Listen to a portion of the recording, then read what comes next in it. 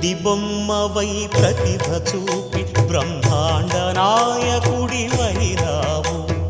మాతా పితలకు ప్రదక్షిణముతో మహాగణపతిగా మారావు.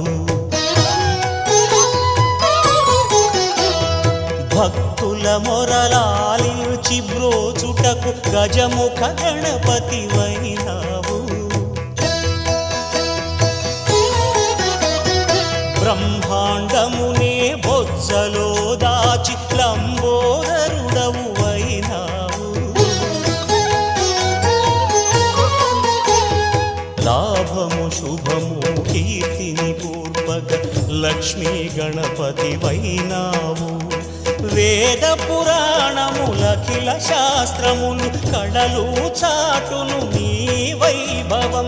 వక్రతుండమే